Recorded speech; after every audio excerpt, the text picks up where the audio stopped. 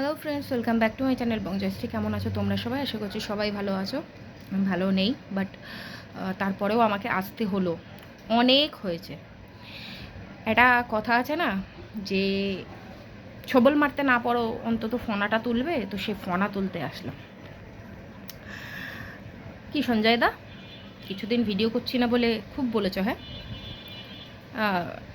ভাল লাগছে না? না,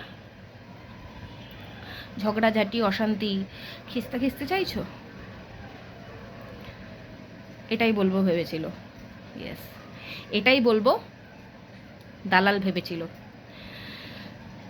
সরি সঞ্জয় দা, এগুলো জাস্ট একটুখানি বলতে হলো, কারণ এগুলোই দালাল চেয়েছিল আমি তোমাকে বলি, তারপরে তুমি আমাকে বলো।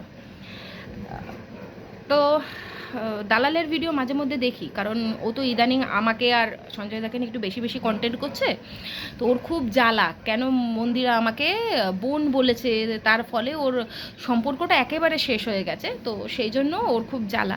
তো সেই জায়গা থেকে ওর আমাকে আর সঞ্জয় দাকে নিয়ে প্রচুর কন্টেন্ট করতে হচ্ছে, মানে প্রত্যেকটা ভিডিওতেই বং ভেন্ডি করে আর মরকট মরকট করে গলা শোকাতে হচ্ছে।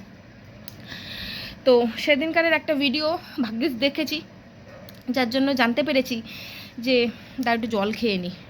সেদিনকার ভিডিও দেখলাম, তার জন্যই জানতে পারলাম যে ওই স্ক্যামের ব্যাপারটা, যেটা মন্দিরার ওখানে কমেন্ট এসছে। তারপর আমি ওর সঙ্গে যোগাযোগ করলাম, তো ওনাকে আমাকে যোগাযোগ করেছিল, বাট আমার ওই সিমটাই বন্ধ হয়ে গেছে, সেই জন্য সুইচ অফ আসছে, কোনো মেসেজ ঢুকছে না, কিছুই ঢুকছে না।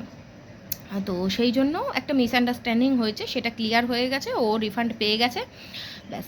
আচ্ছা, তারপরে রইলো আমার টাকা ধার চাওয়ার ব্যাপারটা। তারপরে শুনলাম দালালের আবার নাকি একজন নতুন দালাল হয়েছে। তো তার নাম ধাম কিছু করছি না, শুনলাম আমি যেটা, যে দালালের হয়ে নাকি একজন দালাল নেমেছে মার্কেটে। তো যাই হোক, এখন দালালের হয়ে দালালি করে যদি কিছু সে ভালো ভিউজ পায়, তো কেন করবে না? অবশ্যই করবে, এখানে সবাই ইনকাম করতেই আসে। তারপরে সে আবার একটা বিজনেস করছে, তো কিছু যদি দালালের হয়ে দালালি করে কিছু যদি কাস্টমার পায়, তাতে তো ভালো, খারাপ কি? সেটা আমি ওনাকে নিয়ে কোনো কথা বলছি না, কিন্তু উনি নাকি কি একটা ভিডিও করেছে, আমি ভিডিও তো দেখিনি। তো আজকে দালালের ভিডিও দেখতে দেখতে হঠাৎ করে আমাকে আর সঞ্জয় দাকে নিয়ে তো সেই টানাটানি, আমিও এক, সঞ্জয় দাও এক, বকে গেল। তো আমি তার জন্য এবার আমি কালকে সঞ্জয় দার লাইভ দেখিনি, আমি শুধু কালকে কেন, অনেক দিন ধরে এত আসলে লাইভে না সবসময় থাকা সম্ভব হচ্ছে না, লাইভটা দেখা হয় না ওই সময়টায়। এমনিতেই আমি কতদিন ধরে দেখেছো আমি প্রচণ্ড চাপের মধ্যে আছি, আমি এখনও চাপের মধ্যে আছি, আর ডিপ্রেশনে থাকলে আমি কোনো ভিডিও করতে পারি না। আজকে কেন আসলাম? কারণ আমি আমার নিজের দিকটা ক্লিয়ার করতে আসলাম, ঠিক আছে? ছবল তুলতে আসলাম, ছবল মারতে আসিনি, ফোনা তুলতে এসেছি। এরপরে ছবলটা খাবে যদি বেশি বাড়াবাড়ি করে। তো যাই হোক, তো কালকে সঞ্জয় দা কিছু লাইভে বলেছে আমাকে শাসন করে হোক, বা কথাটা আমার এগেনস্টে যায়, বাট সেটা সঞ্জয় দার ঠিক বলে মনে হয়েছে, সঞ্জয় দা বলেছে। যে সঞ্জয় দা বিশাখাকেও ছাড়েনি, যখন বিশাখা তার মায়ের জন্য টাকা চেয়েছিল, হসপিটালাইজড হয়েছিল বিশাখার মা, তখন যখন টাকা চেয়েছিল, সে বিশাখাকেও ছাড়েনি, যেখানে বিশাখা ভাইফোঁটা দিয়েছিল। সঞ্জয় দা উচিত কথা বলতে কাউকে ছাড়ে না, আমাকেও ছাড়েনি, বিশাখাকেও ছাড়েনি, কাউকেই ছাড়েনি। তো সেই জায়গা থেকে একদম ঠিক করেছো, তোমার যেটা মনে হয়েছে তুমি বলেছো, অসুবিধা নেই। তো আমি সঞ্জয়দাকে ফোন করেই পুরো ব্যাপারটা শুনলাম, যে কালকে সঞ্জয়দা লাইভে কিছু বলেছে, এবং তার কারণ হচ্ছে ওই ভিডিও, আমাকে নাকি কেউ কিছু বলে না, মানে দালালের দালাল নাকি একটা ভিডিও করেছে। তো আমি সেটার ক্ল্যারিফিকেশান দিতে আসলাম। আর মানে ক্ল্যারিফিকেশান এটা বলা ভুল হবে, মানে আমি কিছু কথা একদম ক্লিয়ার কাট বলতে আসলাম দালালকে। শোন, একটা কথা বলি তোকে। আগে আমি হেল্প চেয়েছি, 2-3 বার হেল্প চেয়েছি, যখন খুব বিপদে পড়েছি, যখন মায়ের মানে নার্সিংহোমের বিল শোধ করতে পারছিলাম না, চেয়েছি। প্রথমে একবার একটা লোনের জন্য চেয়েছিলাম। এবার এই লোনটা আমার সঙ্গে মানে বিশাল বড় একটা ইয়ে হয়ে গেছে। লোন দুটো লোনই সেই কোভিডের আগে নেওয়া। একটা লোনের জন্য ওইটা ছিল, যেই লোনটা শোধ করেছিলাম ওটা ছিল বাবার নামে নেওয়া, তো ওটা যখন শোধ করে দিয়েছি আমি জানি আমার লোন শোধ হয়ে গেছে। এই লোনটার কথা মনেই নেই, কারণ এই লোনটার জন্য তখন তারা আমাকে কোনো প্রেসারাইজ করেনি বা বলেও নি যে আপনার আর একটা লোন আছে, সেটাও কিন্তু আপনি চালাচ্ছেন না, সেটাও আপনি ক্লোজ করতে পারেন, আমাদের সঙ্গে বসে আমরা একটা মিউচুয়াল করতে পারি। এই লোনটার কথা তারা বলেই নি। আজকে 7 থেকে 8 বছর পরে তাদের মনে পড়েছে যে আর একটা লোন আমার চলছিল, সেটা এখন ক্লোজ করতে হবে। তো তারা এসে আমাকে প্রেসারাইজ করা শুরু করে, ফোন করে বাড়িতে এসে হামলা শুরু করে। হামলা বলতে জঘন্যভাবে ওরা যেরকম বলে। তো প্রথমে আমি আগে আমার আশেপাশে মানে যাদের থেকে আমি চাইতে পারি, যাদের সঙ্গে আমার আছে যোগাযোগ, তাদের থেকে আমি চেয়েছি, কিন্তু পাইনি, কারণ সবার থেকে তো সবসময় পাওয়া যায় না। এবার সুদে টাকা নিলে আমাকে সেখানে 10% 20% সুদ দিতে হবে। আমি সুদ দেবো না টাকা শোধ করবো? সেই জন্য আমি বিনা সুদে যদি ধার পাই, সেই জন্য আমি পোস্টটা করেছিলাম, ঠিক আছে, বিনা সুদে যদি ধার পাই। কারণ আমি যদি ফেসবুকে পোস্ট করি সবার ওই একই সুদ লাগবে, 10% 20%, 10% 20% সুদ দিয়ে আমার নেওয়া সম্ভব না।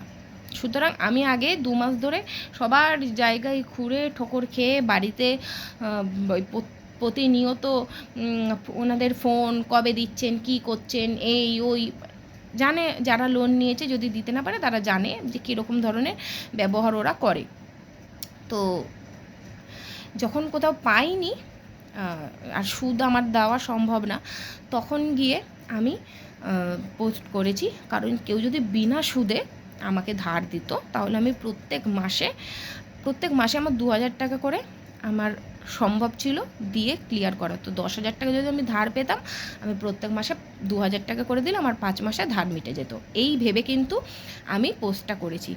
এবার আমার যদি টাকা সাহায্য চাওয়ার হতো, তাহলে আমি কিউআর কোড দিয়ে ধারের কথা বলতাম না, কিউআর কোড দিয়ে আগে যেরকম বিপদে পড়ে টাকা চেয়েছি সেরকমই করতাম। কিন্তু এখন আমার তো অত টাকার দরকারই নেই রে বাবা।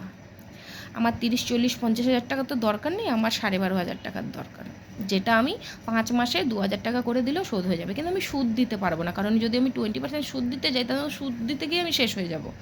আমার তো মেয়েদের পড়াশোনা খরচ আছে, আমি মাসে 2,000 টাকা করে শোধ দিতে পারবো। সেই জন্য বলেছিলাম কেউ যদি 10,000 টাকা ধার দিতে পারো, সুদ দিতে পারবো না, কিন্তু টাকাটা 5 মাসে শোধ দিয়ে দেবো, প্রত্যেক মাসে 2,000 টাকা করে। এটাই ছিল কিন্তু আমার কমিউনিটি পোস্টে। কিন্তু আমার চোখে আর কারোর কোনো ভিডিও আসেনি যে এই ব্যাপারটাকে হাইলাইট করেছে। কিন্তু ওই শোরের মানে বরাহনন্দন, ওই দালাল, ওর চোখে পড়েছে, মানে ওর আর কি চোখে সবারই পড়েছে, কিন্তু কেউ ভিডিওতে বলতে আসেনি, কিন্তু ওর বলতে হবে, কারণ ও ভিক্ষা নিয়ে রেখেছে। 96,000 টাকা। ও বলে 96,000 টাকা, অনেকে বলে সেটা লাখ টাকারও ওপরে। আমি মানলাম ওর কথাই, 96,000 টাকা। যেখানে তুই 96,000 টাকা ভিক্ষা নিয়ে রেখেছিস, সেখানে তুই এই ব্যাপারটাকে কন্টেন্ট করিস কি করে? সেখানে তুই মারুকে বলিস কি করে যে মারুর স্বভাব হচ্ছে ধার চাওয়া? আরে ও তোর থেকে ধার নিয়েছে, তোকে তো দিয়ে দিয়েছে। আর তোকে যদি কেউ, যারা টাকা তখন দিয়েছিল, কেউ যদি বলে যে আমার টাকাটা ফেরত দাও, তাদেরকে ব্লক করেছিস। তুই কেন নিজের সাথে অন্যদেরকে জড়াতে যাস? ধার চেয়েছি, কিন্তু ফকটিয়ায় উপহার পাবো, সোনা পাবো, ফকটিয়ায় গিলবো, সেই জন্য কারোর হয়ে দালালি করতে নামিনি মাঠে।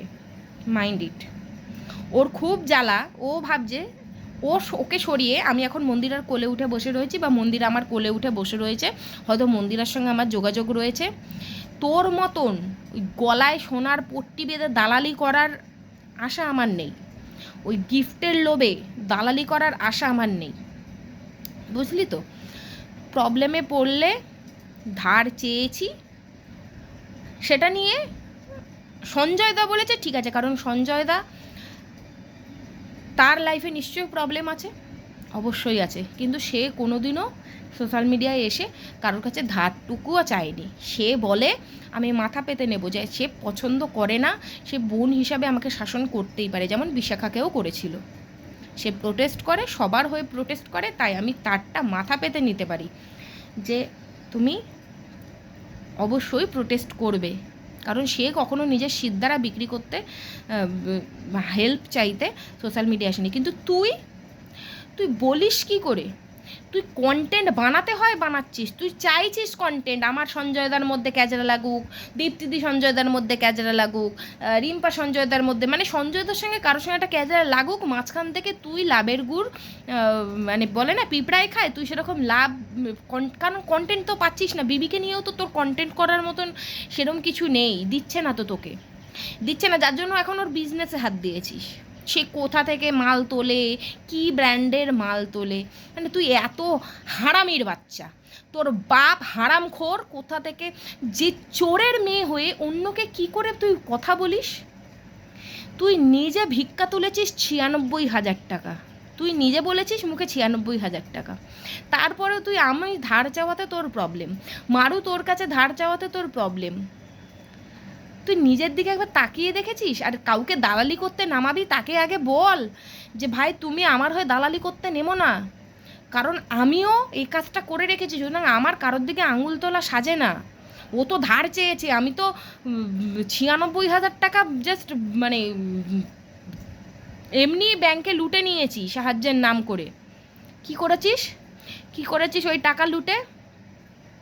ফোন কিনেছিস OnePlus, বাড়ির বাথরুম টাইলস বসিয়েছিস, রান্নাঘর মার্বেল করেছিস, মানে ওই মডিউলার করেছিস, এসি কিনেছিস।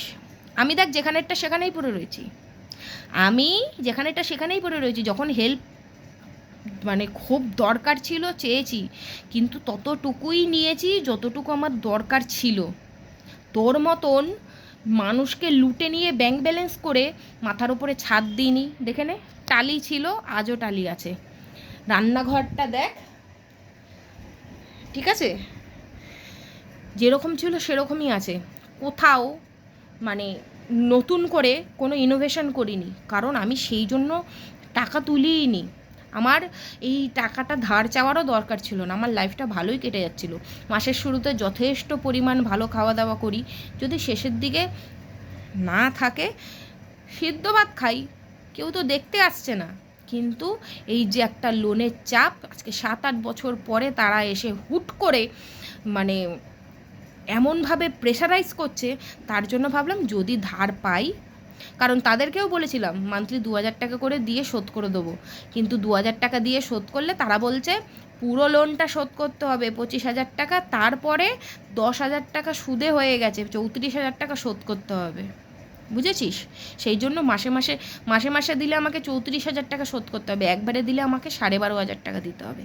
সেই জন্য আমি ভাবছিলাম যদি কারোর থেকে 10,000 টাকা ধার পাই তাহলে শোধ করে দেব, দিয়ে তাকে আমি মাসে মাসে 2,000 টাকা করে দিয়ে 5-6 মাসে শোধ করে দেবো। বুঝেছিস? এইটার জন্যই আমি ধারটা চেয়েছিলাম। তোর মতন যদি মানুষকে লোটার হতো, ব্যাংকের খাতা লোকের পেছনে মানে বাম্বু দিয়ে নিজের পেছনে বাঁশ নিয়ে তারপরে ব্যাংক ব্যালেন্স ইয়ে করতাম না। আর ধার চেয়েছি, তোকে তো মানুষ যারা এমনি ফ্রিতে টাকা দিয়েছে তারা যখন চাইতে গেছে তাদেরকে ব্লক করে দিয়েছিস। খুব ভালো লাগে।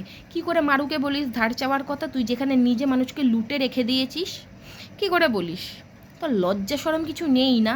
তোর ওই মানে কি বলবো, তোর ওই মুখে যদি জিভ না থাকতো না, কুত্তা শিয়ালে না তোকে ফালা ফালা করে দিত, বুঝেছিস? নিজের শুয়োরের মতন মুখটা, শুয়োরের পোদের মতো মুখটাকে আয়নায় দেখবি।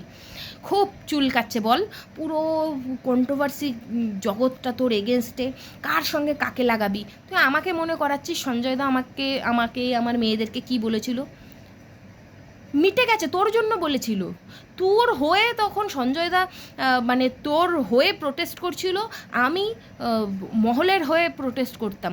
তুই আর মহল তোরা দুজন বিন্দাস চুপচাপ বসে মজা দেখছিলি, আমরা লড়াই করছিলাম। হয়ে গেছে, যেটা হয়ে গেছে সেটা হয়ে গেছে, এখন কী কারণে মনে রাখবো? কী কারণে মনে রাখবো? তুই মনে রেখেছিস? তুই মনে রেখেছিলি? যে তোকে কোর্ট অবধি দৌড় করিয়েছে তার আবার চাটতে গেছিলিস কিসের জন্য? সামান্য গিফটের জন্য, সোনা পাওয়ার আশায়। লজ্জা করে না তোর? যার গায়ে নাকি মানে গুয়ের গন্ধে মম করছে, সে আবার লোকের গা দিয়ে গন্ধ শুকতে যায়। মানে তোকে না ওই কি বলতো, তোর বিবির সকালে যে দূষিত পদার্থটা ফেলে ওটা ওটা জুতোয় মাখিয়ে তোকে রামদা পেটানো উচিত, বুঝেছিস? নিজের দিকে তাকা। ধার, ওখানে আমি কিউআর কোড শেয়ার করিনি যে তুই দালালকে দিয়ে, তোর দালালকে দিয়ে বলাতে বসেছিস যে ধার মানে টাকা চাওয়া তো স্বভাব, টাকা চাওয়া তোর স্বভাব।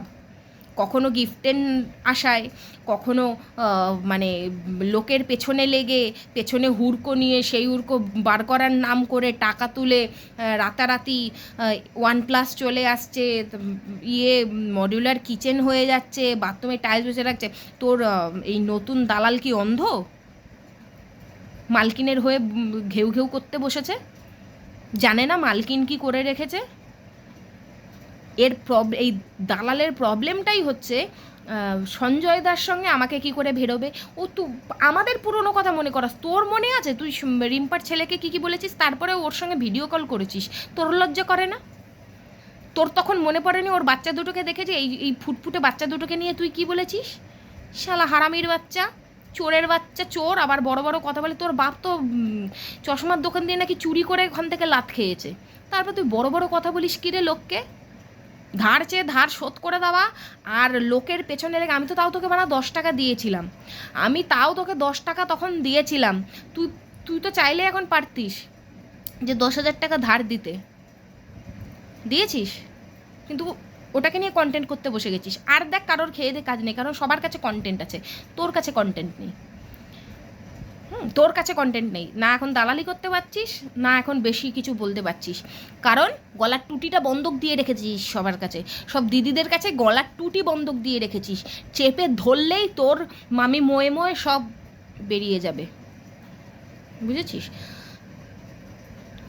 এমনিতেই খুব ডিপ্রেশনের মধ্যে দিয়ে আছি, এমন কিছু করিস না যাতে সেই লেভেলে গিয়ে নোংরামি করতে হয়, ঠিক আছে? সেই লেভেলে গিয়ে আমি তোকে ছবল মারি, সেরকম কিছু করিস না। আজকে আমি যথেষ্ট ভদ্রভাবে মাথা ঠান্ডা রেখে আমি তোকে ওয়ার্নিং দিতে আসলাম। কন্টেন্ট, অনেক কন্টেন্ট আছে চারিদিকে, রাজনীতিতে অনেক কন্টেন্ট পাবি, কন্টেন্ট কর, কন্টেন্ট খুঁজে কন্টেন্ট কর। ওই বংভেন্ডি মর্কটকে কি বললো, মর্কট বংভেন্ডিকে কি করলো, খোঁচাখুচিটা এবার বন্ধ কর, ঠিক আছে? চলো, সবাই ভালো থেকো, সবাই সুস্থ থেকো।